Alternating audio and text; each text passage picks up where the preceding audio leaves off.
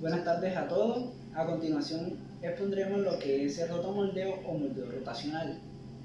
El moldeo rotacional es la transformación de material polimérico a piezas huecas o geometría compleja.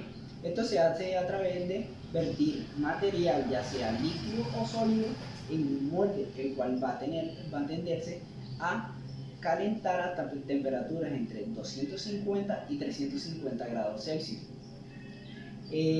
Posteriormente de que se calienta el molde, se tiende a hacer girar el molde a través de dos ejes principales que van a ser perpendiculares entre sí y que van a atravesar el centro de masa de nuestro molde.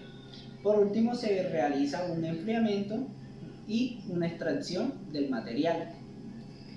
Aspectos básicos a tener en cuenta en el rotomoldeo. El primero es el material que se va a utilizar para la creación de nuestras piezas, el cual puede ser en estado líquido, sólido o en polvo. Bueno, un ejemplo de esto podría ser el PVC. Mayormente se vierte a los moldes en estado líquido. Para la creación del nylon, este se tiende a vertir en estado granulado. Y por último, la mayoría de los materiales poliméricos se vierten en polvo, ya que en polvo tienden a fluir mayormente dentro de todo el molde. Segundo aspecto básico a tener en cuenta es el tipo de material de nuestro molde, el cual puede ser de lámina negra, que en este caso podrían ser de acero blando. También tenemos moldes de acero inoxidable y también de aluminio. Tercer aspecto, tenemos que tener en cuenta que para realizar estas rotaciones de los ejes es necesaria una máquina, la cual nos va a brindar esa potencia para girar nuestro molde. Parámetros de rotomoldeo: peso y volumen de la carga. Para determinar el volumen final de nuestra pieza, tenemos que tener en cuenta el espesor mínimo y el área superficial.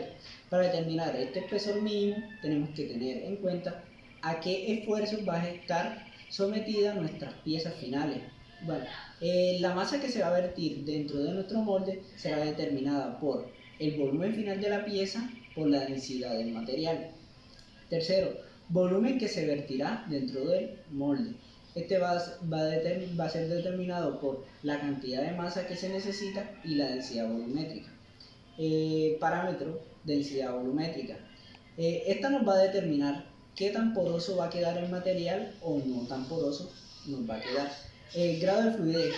Este parámetro nos determina qué tanto puede estar fluyendo ese material dentro de todo el molde. Temperatura. La temperatura es importante, ya que a través de ella es que se va a llevar el material a un estado líquido en el cual se va a adherir a nuestro molde. Velocidad. La velocidad es importante, ya que con esta es la que se hace girar nuestros moldes a través de los dos ejes, y a mayor velocidades hacen que estas tiendan a fluir mucho más rápido y llegar a todas las cavidades dentro del molde. Tiempo de cada ciclo. Para los tiempos de cada ciclo hay que esperar completamente que en el proceso de calentamiento todo el material esté en estado líquido para que se pueda adherir a las paredes, y en el enfriamiento que ya todo el material esté en estado sólido para poder extraerse de nuestro molde. El rotomoldeo tiene 4 etapas. La primera es el precalentamiento y el cargue del material. La segunda etapa es el calentamiento, y la tercera es el enfriamiento, y la cuarta la extracción ya de la pieza hecha. A continuación explicaremos cada paso, a su vez mostrando un video. Primera etapa: precalentamiento y cargue. Una vez que la temperatura interna del molde se encuentra dentro de los parámetros estipulados, se prosigue a cargar el material. Como habíamos dicho anteriormente, el material usado en el rotomoldeo puede ser de diferentes formas dependiendo la naturaleza que tenga el plástico.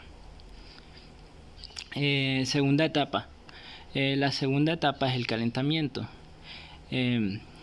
Posteriormente que se introdujo el polímero, se procede a introducir el molde al horno, en el cual se hacen girar los dos ejes perpendiculares entre sí para que pasen por el centroide del molde. Esto por medio de una máquina que será que realice los giros de los ejes.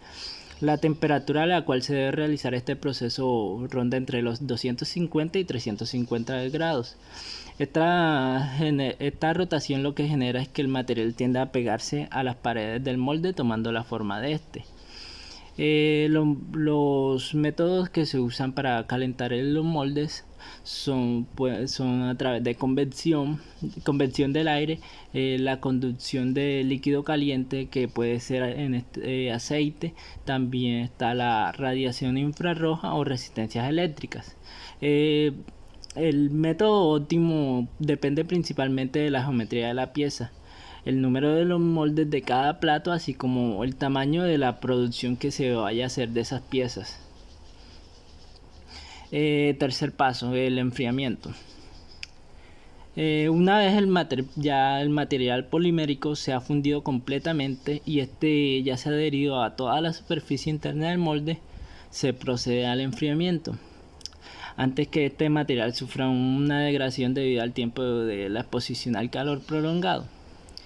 Esto se puede observar cuando se manifiesta un cambio de color en el interior de la pieza plástica. También existen algunas pérdidas de propiedades mecánicas de la pieza cuando está terminada.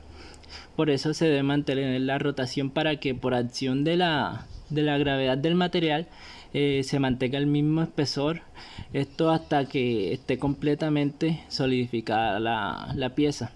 Hay varios métodos de enfriamiento, los cuales pueden ser aspersión de gotas de agua, que ese es un enfriamiento rápido. También está el de aire frío, que vendría siendo un enfriamiento lento, y por último el de vapor de agua. Para saber qué tipo de enfriamiento es más apropiado, esto dependerá del polímero que se esté procesando, aunque los tiempos de enfriamiento rondan entre los 3 a 5 minutos. Tercer paso, extracción. En esta etapa del proceso la pieza ya está totalmente rígida y ya lo que se procede es a separarla del molde y volver a iniciar el nuevo ciclo de producción. Esta es una de las etapas más sencillas de todo el proceso, pero cuando se tienen las piezas con formas muy complejas puede llegar a ser difícil esta extracción. Geometrías obtenidas en el proceso de rotomoldeo.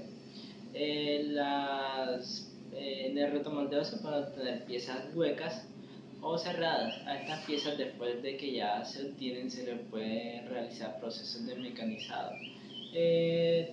Las piezas que se obtienen aquí también pueden ser principalmente de espesores uniformes, aunque también se pueden variar los espesores. Esto se puede hacer modificando la temperatura en ciertas zonas del molde o también modificando la velocidad de rotación de los ejes.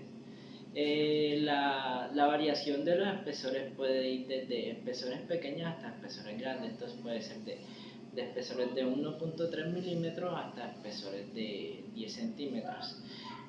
También se pueden obtener productos de doble capa o espumosos.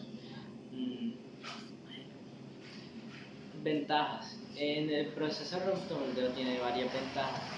Una de ellas es que es menos costoso en comparación de otros procesos, ya que las presiones que aquí se utilizan son más bajas que en otros procesos, por eso es que los moldes no tienen que tener tanta resistencia. Otra ventaja es que se pueden obtener productos de diferentes tamaños, ya sea pequeños o grandes. No hay casi desperdicio de material. También es un proceso que puede automatizarse. Desventajas. Las desventajas de este proceso es que a veces puede ser un proceso muy lento, entonces no puede ser para producciones grandes, sino producciones pequeñas. También que a veces las dimensiones no pueden, varían en pequeñas escalas. También otra es que los acabados superficiales a veces pueden presentar algunas porosidades. Aplicaciones de rotomoldeo. Las aplicaciones de rotomoldeo tienen una gran variedad, ya que en gran mayoría sectores como de juguetería, transporte, agricultura, tráfico, entre otros, lo utilizan mucho. Aunque muchos moldeadores no hablen de este proceso para polímeros, es un proceso que viene creciendo a gran medida gracias a sus ventajas.